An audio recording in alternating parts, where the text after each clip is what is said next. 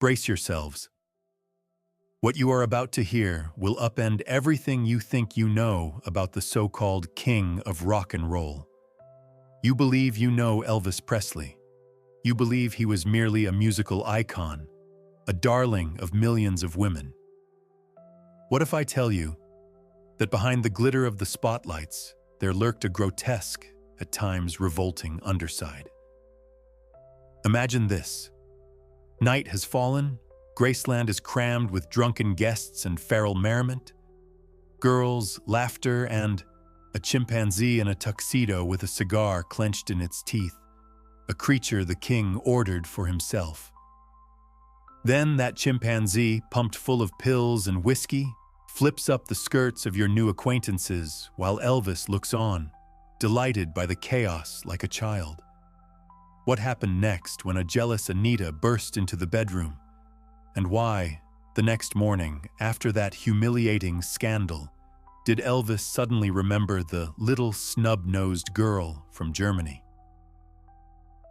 You will learn how the tragic loss of his mother turned him into an unruly, spoiled child, capable of the wildest stunts, and how that same loss drove him to build a world in which Priscilla's innocence was shattered and their marital bedroom became a stage for strange games.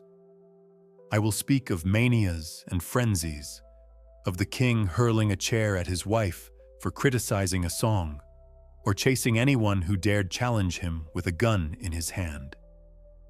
You will hear of his dangerous pranks, of knives thrown at people, of one-way mirrors for peeping, and of the Memphis Mafia, who picked women literally off the street. And that is only the tip of the iceberg.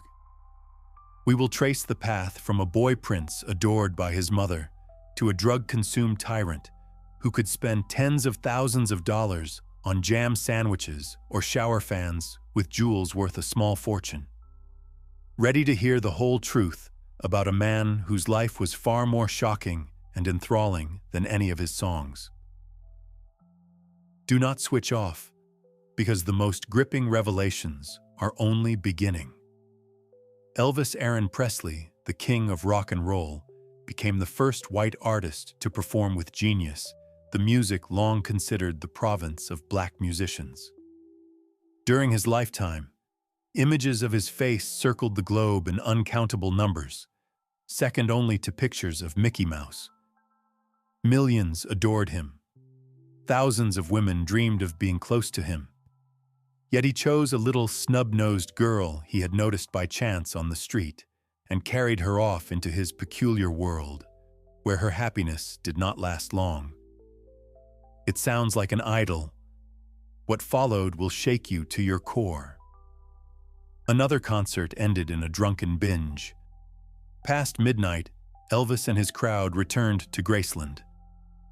At the gate, a guard tried to run the girls who had come back after the show through a metal detector, which sparked waves of indecent hilarity.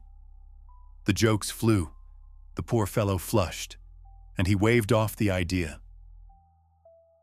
Crossing the threshold, Elvis asked the doorman whether Anita Wood had returned, the woman who had lived for several months at Graceland as the king's official girlfriend. The head of royal security, Sonny West, swaying, wandered toward the pool, muttering something about the virtues of a night swim. One of the girls tried to follow, slipping out of her dress with flair, but she skidded and fell, triggering another explosion of laughter. Elvis settled into a plush velvet sofa and suddenly asked where Scatter was. Marty Lacker, nicknamed the Dispatcher, after several joints of marijuana was struggling to choose a chair and managed to slur that Scatter was probably asleep. Elvis objected that he was unlikely to be sleeping, since he had wanted to come to the concert and adored Elvis's songs. The girls asked who that was, and the king, smiling, suggested they go see. He ordered that Scatter be brought to his bedroom. Who was this Scatter? And why was he so important to this orgy? You will hardly believe your eyes. The chimpanzee Scatter arrived in a black silk tuxedo made especially for him at Elvis's request, a cigar tucked in the corner of his mouth, With a comical gait, he scurried to his master and climbed in for a hug. Elvis laughed, mussed his head, and remarked that the beast already seemed drunk. As if to prove it, Scatter hopped to the side table, grabbed a bottle, and took a generous pull of scotch. The girls tittered at first, and then could not stop, astonished by both his outlandish getup and by the number of pills the animal's owner supplied. The king introduced Scatter to the new acquaintances, and the chimp instantly flipped their skirts, provoking shrieks and laughter. Chaos erupted on the enormous bed. Half-dressed girls, giggling, tried to wriggle free of the pet's clutching paws as he grew more heated by the minute, and Elvis watched, as gleeful as a child. That was only the beginning of the madness. What proved the last straw in this night of debauchery? What followed he remembered only dimly. Screams, the girls' squeals, the scene Anita made as she stormed into the bedroom. By morning, Graceland had fallen into silence. Exhausted guests were driven home. Elvis, unsteady, went down to the dining room and learned that Anita had left. Marty confessed that the boss had thrown her out in the night, saying far too much, and suggested they go bring her back. Elvis did not hesitate. He replied that it was nothing, because he had someone better. He was thinking of Priscilla Beaulieu, a girl he knew from Germany. In that moment, his thoughts returned to her, to that very snub-nosed little one. But who was she really? And what role would she play in his life? 2 years earlier, in 1960, Priscilla's father, an Air Force officer, had been transferred from Texas to occupied Wiesbaden. Before the move, a friend asked whether she knew Elvis Presley was serving in Germany. Priscilla confidently promised that one day she would meet him, though it seemed impossible. The wish came true. One day Elvis, visiting friends, stood on a balcony and noticed a charming girl walking by. He ordered that she be brought in. Soon, Priscilla was delivered to the house on Goethestrasse, where a sign warned visitors about the hours for autographs. Elvis called her a funny little snub-nosed girl. The word stung a bit, but it quickly became clear that despite the room full of guests, he looked only at her and sang as if for her alone. They spoke of the United States, of films, of music, of the future. Priscilla could not believe it was happening and dreaded parting, like Cinderella hearing the clock about to strike. The fairy tale seemed so radiant. Behind that facade lay secrets Elvis would reveal to her later. They would change her life forever. Elvis told her he had been with many women, but he had never felt the same way with anyone else, and he gave her their first kiss. He added that if his mother were alive, she would have liked Priscilla. At the time, she did not know how important such a compliment was to him. Why was his mother's approval so crucial to the king? The answer explains many of his oddities and actions. Elvis's mother, Gladys Presley, idolized her son and set no boundaries. She was always on his side. She could call school to declare that the boy was ill just to keep him at home. She quarreled with teachers when they criticized his grades. She bought him the best guitar in the county and spent hours listening to his first awkward strums. As a child, if he snatched another child's toy, Gladys did not scold him. She bought a new one. In college, Elvis and his friends stole a car and rolled it into a ditch, and the owner got an earful from his mother for leaving the keys and even threats over the scrapes on her son. Elvis grew up like a lonely prince, raised to believe that mother was the best friend, and everyone else either failed to understand or was unworthy. Even as an idol, he needed her calls and caring. When he was sent to serve in Germany, Gladys came apart. pills washed down with whiskey, sleepless nights. One day her husband found her unconscious. She died in the hospital at 42. That tragedy became the turning point that altered Elvis forever. But how exactly? At the funeral, Elvis went mad with grief. Friends barely held him back. Witnesses said they had never heard more terrifying cries. The loss of his mother was the break in the line. After it, he seemed to have no anchor. From then on, he descended into a whirlpool that nearly destroyed him. After his mother's death, Elvis changed profoundly.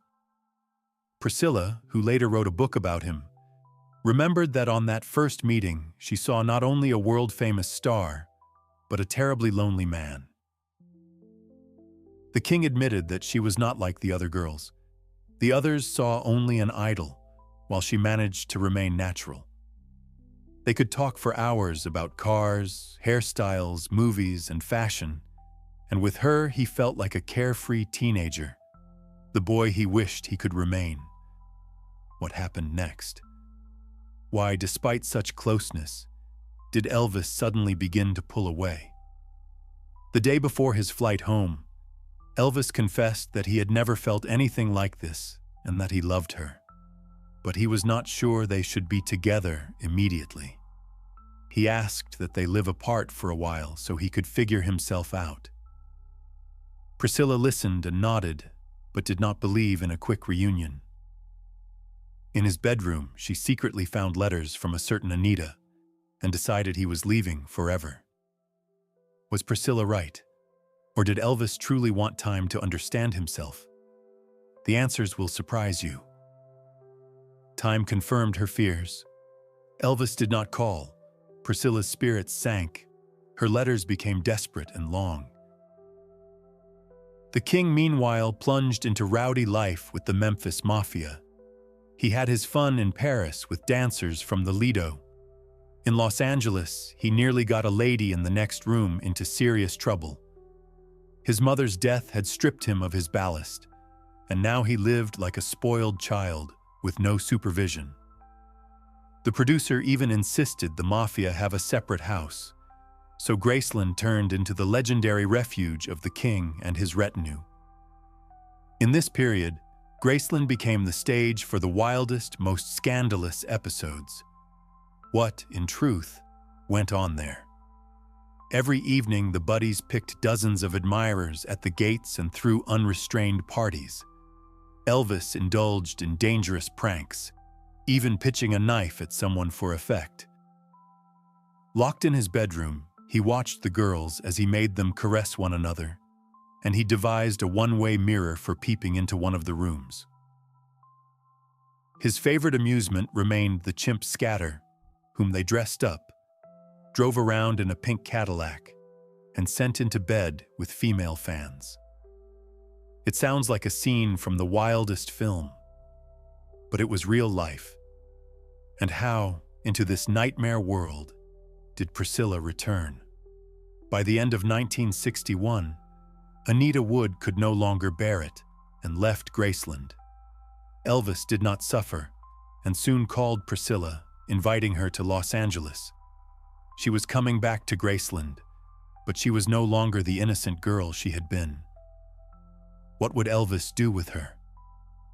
Her first night at Graceland, Priscilla was in a state of rapture. She confessed that she wanted him, but Elvis stopped her. He felt the time was not right. The next day, he whisked her off with the Mafia to Las Vegas. There began the transformation of the little one into the king's companion. He changed her wardrobe, insisted on elaborate hair, bright makeup, taught her to live by night and fall asleep near dawn, washing down pills.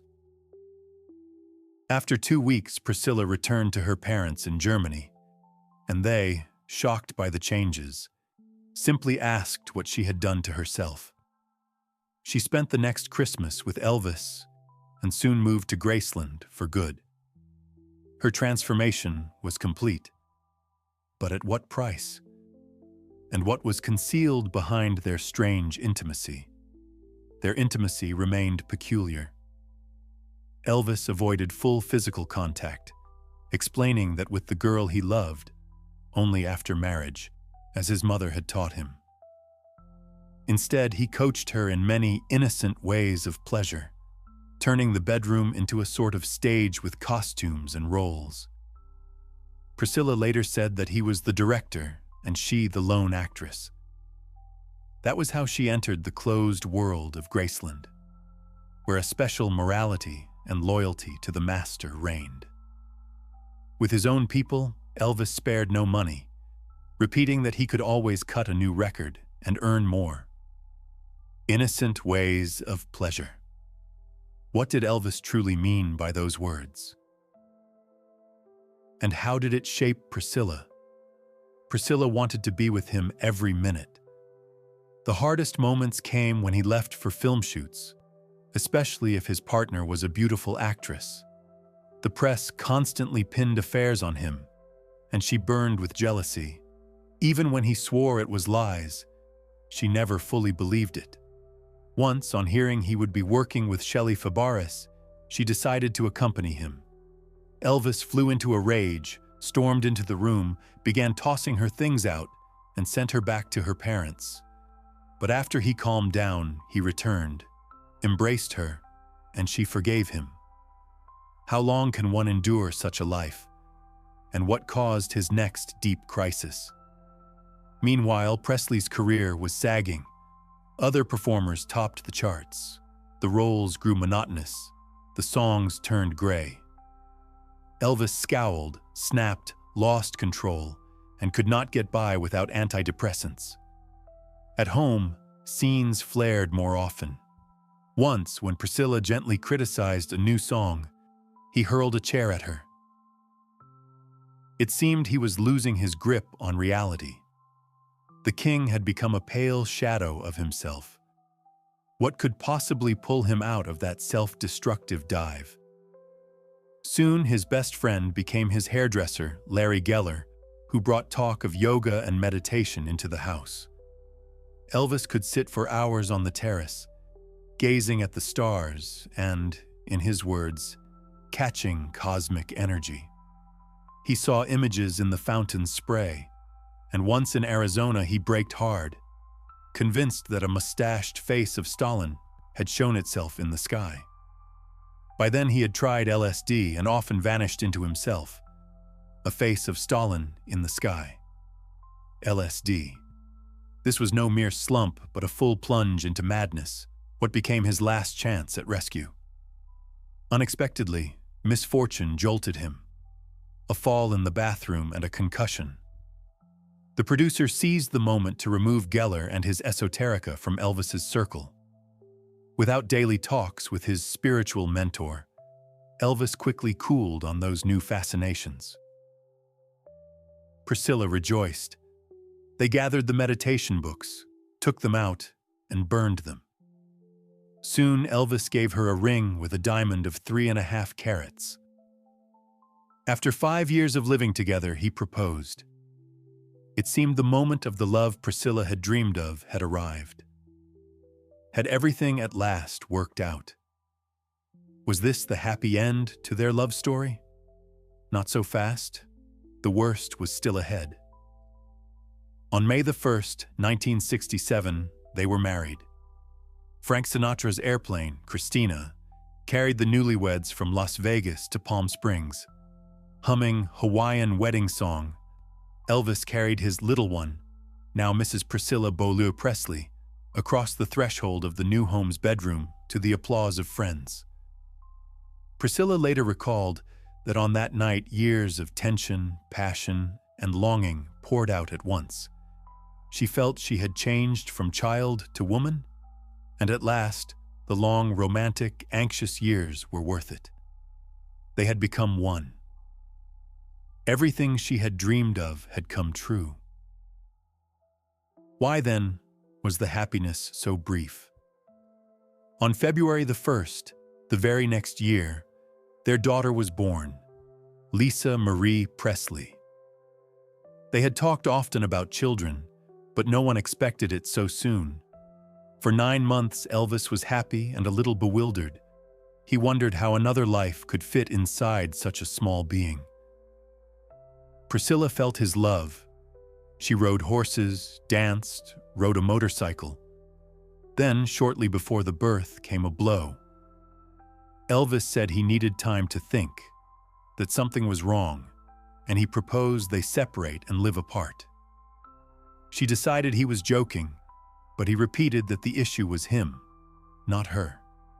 A joyful father, a loving husband, and then that declaration.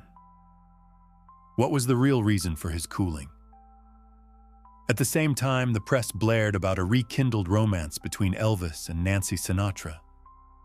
For Priscilla, those days were hard, like the winter evenings in Wiesbaden when she waited in vain for his calls. Soon the tension ebbed. At her bedside in the maternity ward stood a delighted husband, the very man she loved and was ready to forgive yet again. Forgiveness once more. How much more could she forgive? And what would prove the final straw? Lisa Marie grew into a healthy child. Her parents' joy was genuine.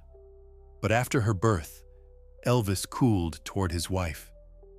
Passionate for Priscilla the girl, he did not know how to be with Priscilla the mother. Intimacy became rare. On April the 20th, 1968, she wrote in her diary that the night before she had put on black lingerie, trying to be open and desirable, but he, engrossed in reading and sleeping pills, remained cold. For the first time, she doubted her own attractiveness, coldness, and estrangement. Then, a new person appeared on the horizon who would change everything. 4 months after their daughter's birth, another man came into Priscilla's life. Karate champion Mike Stone, a Hawaiian whom she met at an Elvis concert. Mike seemed a real man, alive, strong, free of the amphetamine fog. They rented a bungalow south of Los Angeles, where Priscilla felt love and was reborn. She understood that another life existed, a life not dissolved in the king's whims. What had once felt natural, carnival makeup, blaring costumes, nights run on pills, bodyguards shielding them from reality, now looked fake. She realized she wanted simple joys. Walks in the park, dinners by candlelight, true laughter, and the sense of a world beyond Graceland's walls. Elvis did not notice for a long time. When he learned what had happened, his reaction was monstrous. For a while, Elvis remained blind to the changes in his wife. Rousing from the narcotic haze, he threw himself into work. Endless tours, flights, cities. He set a rule for the Memphis Mafia: no wives on the road. They still took their loud breaks in Palm Springs, but the amphetamine doses grew stronger. On rare days at Graceland, he tried to play the loving husband and father, compensating for absence with extravagant gifts, lavish toys for Lisa Marie, jewels for Priscilla. But she could no longer live a double life. At that point, Priscilla decided to end the lie. Her decision unleashed a living hell. One night in Las Vegas, high on drugs, he summoned her to his suite and was brutal, turning intimacy into something close to assault. In the morning, Priscilla declared she was leaving. He asked whether another man had taken her away. She answered that her own life had taken her. She had, for the first time, found herself. Within a couple of days, she no longer hid her relationship with Stone. Brutality, near violence, and then Priscilla's confession. How did the king, accustomed to total obedience, react? His fury will shock you. Elvis flew into a rage. His wife had dared to leave him. He called daily, made threats, said he would show what a white man does if a black man steals his woman. He grabbed weapons to take revenge. Bodyguards barely held him back. He even tried to hire a hitman, and mob friends sent a specialist. Fortunately, at the last moment sobering up, Elvis refused the insane plan to hire a killer. This was no domestic quarrel, it was criminal. What became of Elvis after that? A period of utter self-destruction began. He turned into a drug addict, lost control, grew grossly overweight, and moved heavily. His passion for gaudy costumes and guns reached absurdity. He received a personalized law enforcement badge from President Nixon and felt untouchable. With siren wailing, he tore around in a powder blue Mercedes, armed with a Colt with a diamond-studded grip, pulling over cars and giving drivers warnings about their speed. His money mania became unbridled. He bought Cadillacs by the dozen, kept 4 personal airplanes, could blow $20,000 flying friends 1,000 miles for jam sandwiches, or toss jewelry worth tens of thousands into a crowd. A drug addict, bloated, out of control. Worst of all was his mental state. What happened to his mind? His mental state was alarming. What the public took for brilliant improvisations, changing lyrics, cutting songs short, walking off stage, were in truth signs of decline. Paradoxically, in that very period, his popularity peaked. A peak of fame against a backdrop of personal collapse. It is tragic and chilling. And how did this story end? Even before his divorce from Priscilla, a new woman had entered his life, Linda Thompson. But drugs and inner conflict destroyed that union as well. In January of 1977, his companion became 20-year-old Ginger Alden. Half a year later, on August the 16th, Elvis was gone. The final chord of the King's tragic life. How did Priscilla live through it? After parting with him, Priscilla returned to ordinary life.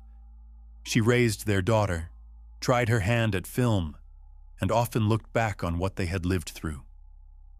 She did not regret the past, though she understood that nothing so dazzling would ever happen again. That understanding brought a quiet ache, not regret. Only the memory of a romantic, strange, and frightening journey through the world where the King had lived. She escaped that world. What remained of her after all she endured?